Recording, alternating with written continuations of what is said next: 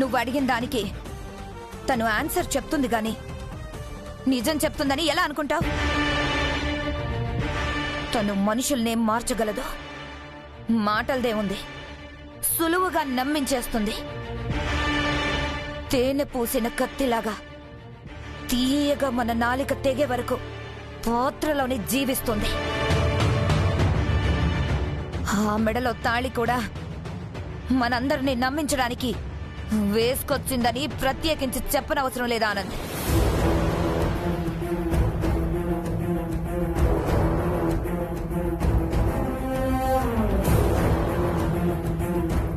ఆనంద్ గారు,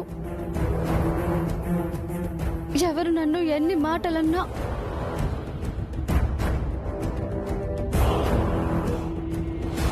జరిగింది మీరు అర్థం చేసుకుంటారో అని అనుకుంటున్నాను.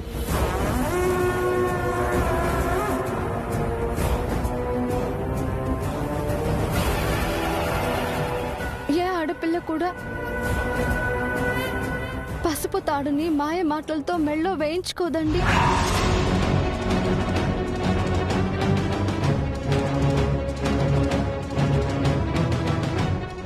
గుండెల్లో కొలువైన మనిషి సర్వస్వం అని నమ్మితేనే అతను అందించిన చిటికెన వేలు పట్టుకుని జీవితం చివరి వరకు నడుస్తుంది.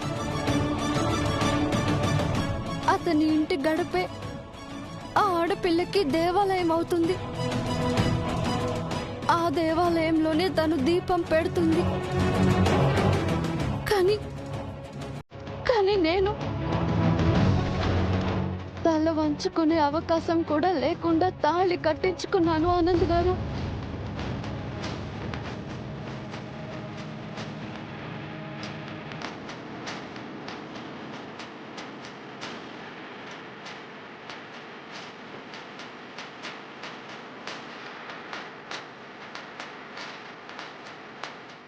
అక్షంతలు వేసి అయిన వాళ్ళు లేకున్నా ఒకరికి ఆలినైపోయాను.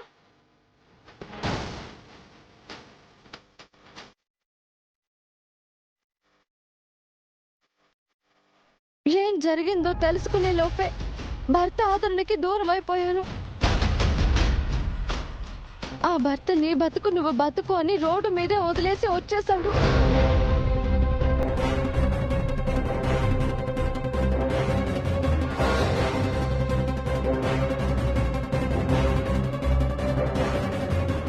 అలా వచ్చినప్పుడు మాత్రమే ఆ భర్త గడపని వెతుక్కుంటూ భార్య ఇలా వస్తుంది ఆనంద్ గారు.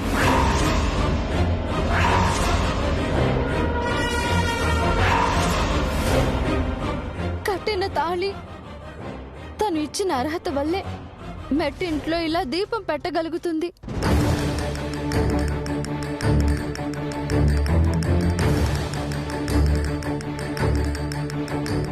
అంటే ఏంటే నువ్వు మాట్లాడేది? చైత్ర, నువ్వు చెప్తున్నది ఎవరి గురించమ్మా? నీ మెళ్ళో తాళి కట్టింది ఎవరు? చెప్పమ్మా.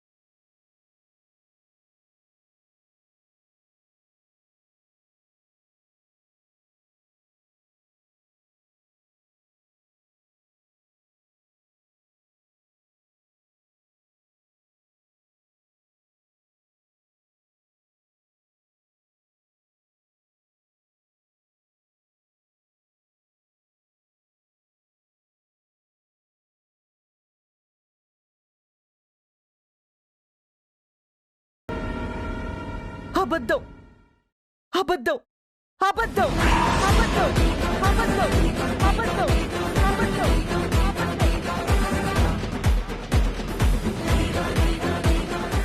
తనని పిలిచి అడగండి. నా మనవడు నీ మెళ్ళో బలవంతంగా తాళి కట్టడం ఏంటమ్మా? అసలు ఏం జరిగిందో చెప్పు. తనేం చెప్తుంది బామ్మ? ఆడపిల్ల, తన పరిస్థితి చూస్తుంటేనే అర్థమవుతుంది కదా. విరాజ్, విరాజ్! ఒరే ఆనంద్, తన మాటలు నువ్వు నమ్ముతున్నావా? విరాజ్ నీ తమ్ముడురా. ఏమ్మా మహాతల్లి, నా ఇంటిని ఏ పరిస్థితిలోకి తీసుకెళ్తున్నావో నీకు అర్థమవుతుందా? సహాయం చేద్దామనుకున్న కుటుంబాన్ని సమస్యలోకి తీసుకెళ్లి ఏం సాధించాలనుకుంటున్నావు? ఈ తల్లి కూతుళ్ళు అనుకుంటే ఏదైనా సాధించగలరోదనా? ప్రతిదీ పక్క స్కెచ్ ప్రకారమే చేస్తారు కదా. ఇప్పుడు విరాజ్ని కూడా తన స్కెచ్లోకి లాగిందని క్లియర్గా అర్థమైపోవట్లేదా?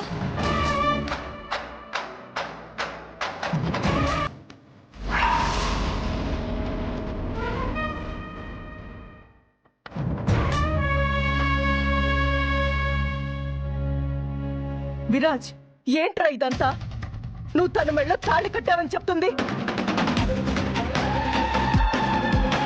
ఇదంతా అబద్ధమని చెప్పురా నాన్న.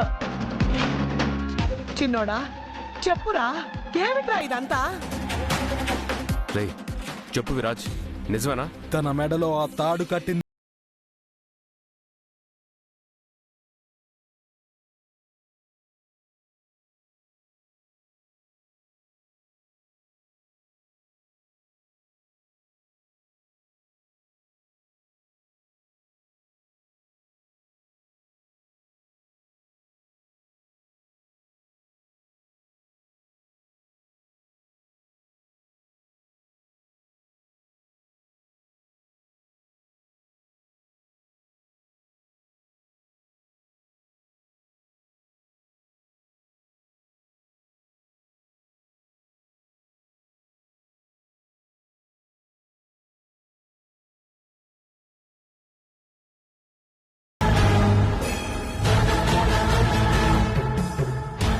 పందిట్లో అన్న పెళ్లి జరుగుతుంటే అక్షింతలు కూడా ముట్టుకోకుండా వెళ్ళింది దీని మెడలో తాళి కట్టడానికా?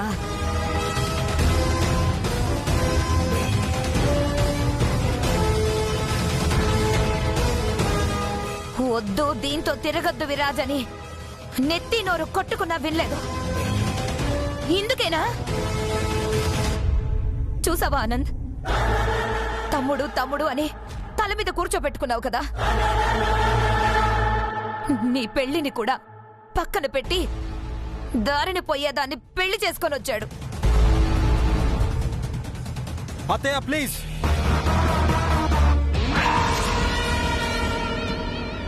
తాళి కట్టానంతే. మోజుపడో ఆశపడో కాదు, కలిసి కాపురం చేయడానికి అస్సలు కాదు.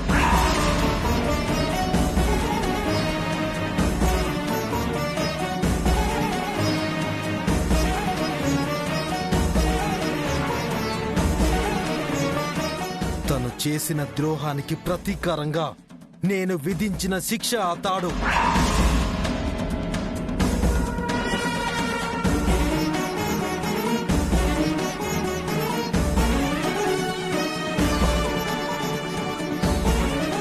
అంతేగాని దీని అడుగు ఈ ఇంట్లో పడ్డానికి కాదు, దీన్ని ఇంటి కోడల్ని చేయడానికి అస్సలే కాదు.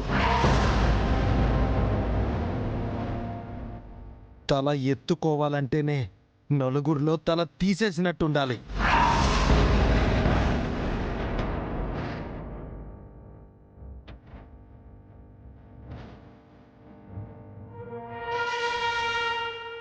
మెడలో ఉరితాడు కన్నా ఈ పసుపు తాడే భయంకరమైన శిక్ష అని అనిపించాలి. అందుకే చేశాను ఈ పని. విరాజ్, తప్పు చేసావేమోరా. పొరపాటు ఏదైనా జరిగితే సరిదిద్దుకోవాలే గాని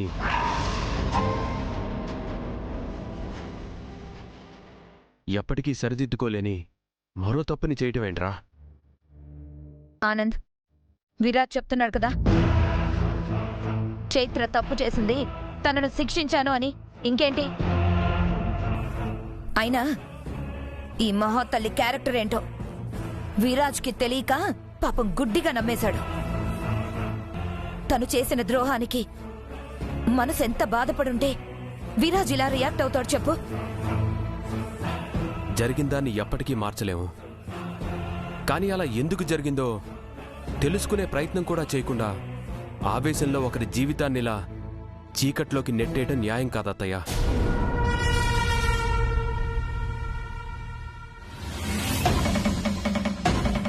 విరాజ్, జరిగిందేదో జరిగింది. కోపంలో తీసుకునే నిర్ణయాలు అందమైన భవిష్యత్తుని పాడు చేస్తాయి. ఆలోచించరా, సమస్యని సరిదిద్దు. ఆనంద్, అసలు నువ్వేం మాట్లాడుతున్నావురా? అమ్మా, ఆవేశపడితే సమస్య తీరదు కదా. నేనింకా ఆవేశపడ్డానికే ఉందిరా. కుటుంబ గౌరవాన్ని నట్టేట ముంచడానికి వచ్చిన వాళ్ళు కళ్ళ ముందే ఉన్నా చేతులు కట్టుకొని నిలబడాల్సి వచ్చింది. నేనింకా ఏం చేయగలనురా? అమ్మా, ఎవ్వరూ ఈ విషయం గురించి ఆలోచించొద్దు, బాధపడొద్దు. ఇది నా సమస్య.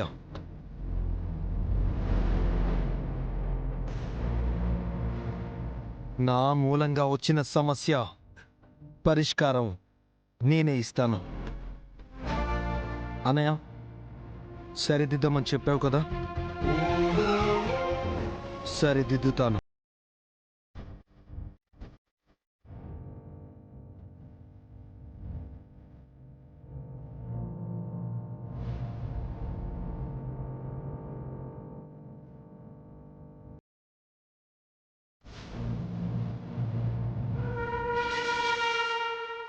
నీ కానాడే చెప్పాను కదా నీ స్థానం ఏంటో.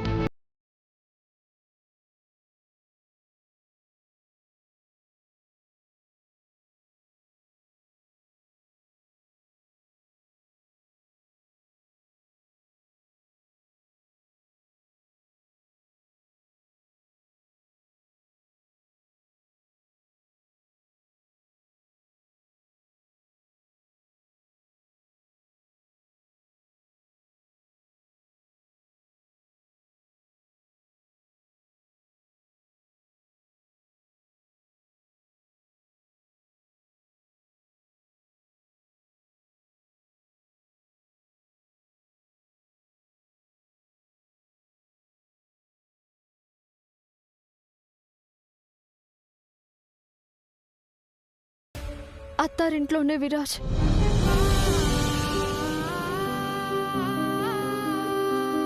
నువ్వు వేసిన ఈ 3 ముళ్ళ బంధంతో ఇదే కదా నా అత్తారిల్లు. నువ్వు నాకు ఆలివైతేనే కదా ఇది నీకు అత్తారిల్లు అవ్వడానికి.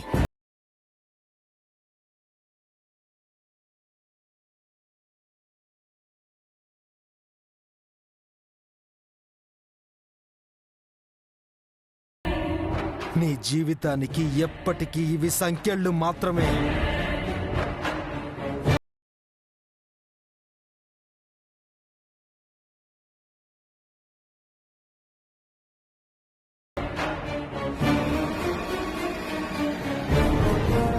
నువ్వు వేసిన ఈ 3 ముళ్ళు నా జీవితానికి సంకెళ్ళు అన్నావు. అప్పుడు నేను బందీగా ఉండాల్సిన 4 గోడలు ఇవే కదా విరాజ్.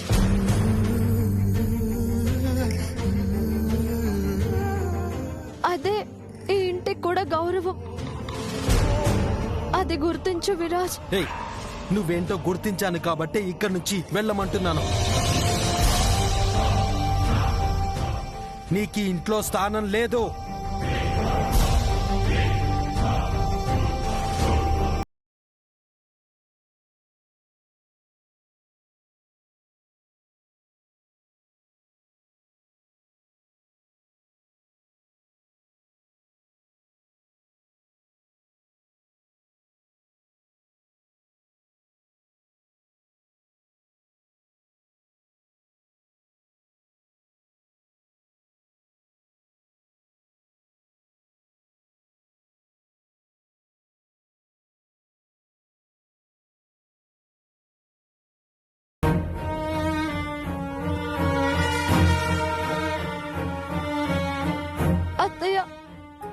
మీరైనా చెప్పండి అత్తయ్య. ఎవరే నీకు అత్తయ్యా? ఏది నీకు మెట్టినిల్లు?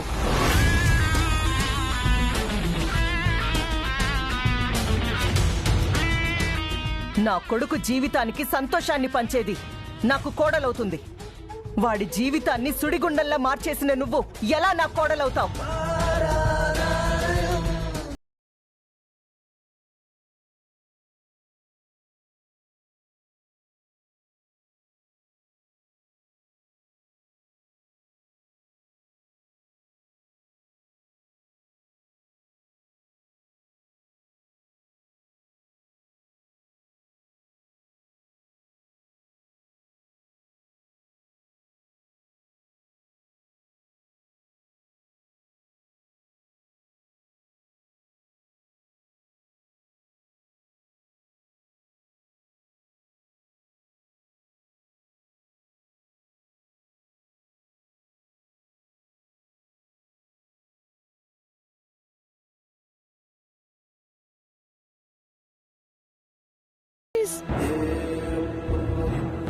అర్హత లేని మనిషికి ఇంట్లో స్థానం లేదు.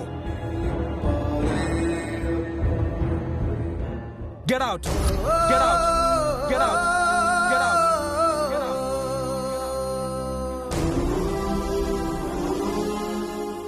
వెళ్ళు బయటికి, అర్థం కావట్లేదా?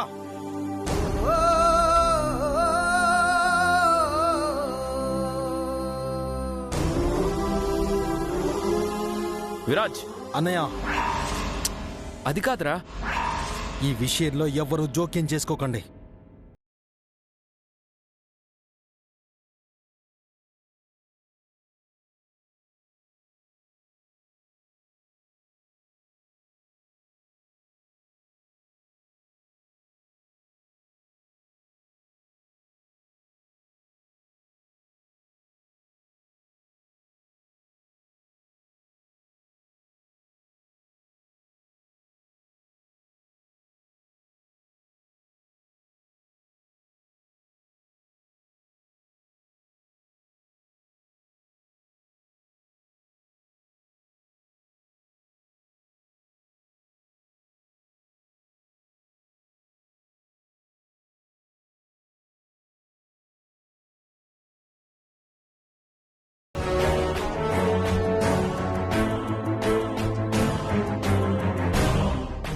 ఆనంద్, విరాజ్ని కంట్రోల్ చెయ్యొద్దు.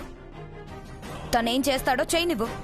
అత్తయ్య, మీరందరూ ఏం చేస్తున్నారో మీకేమైనా అర్థం అవుతుందా?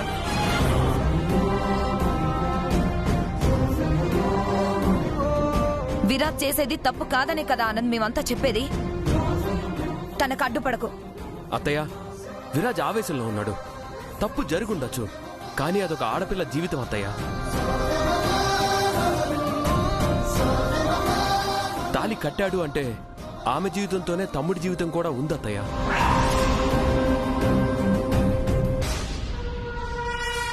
ఆనంద్ గారు, మీరిద్దరి జీవితాల గురించి ఆలోచిస్తున్నారు.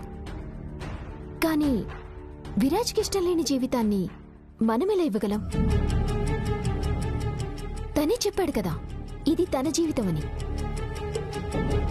పైగా ఇంట్లో ఎవరూ కూడా తను కోడలిగా కరెక్ట్ కాదనంటున్నారు.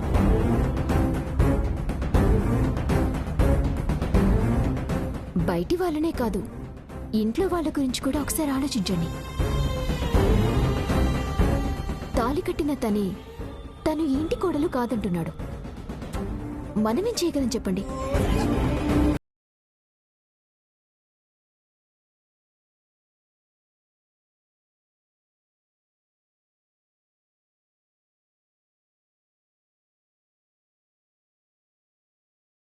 నాదేనేమో అత్తయ్య, కానీ నా భవిష్యత్తు నా చేతుల్లో ఉండాలంటే దాని అడుగు ఈ ఇంట్లో పడనివ్వకూడదు. పడనివ్వను కూడా.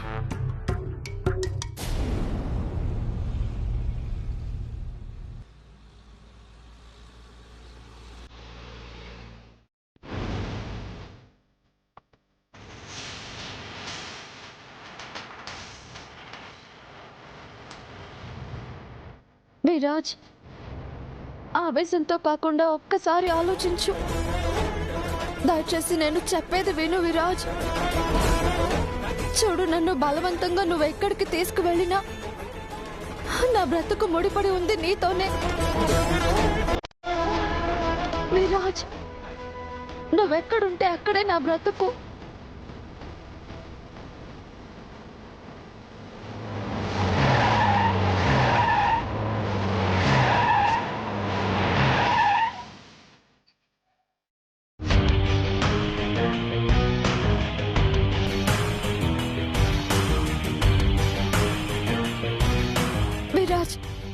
విరాజ్, నా మాట విను. నేను ఇలా చూడలేకపోతున్నాను. నీ మౌనంతో నన్ను హింసించకు విరాజ్, ప్లీజ్.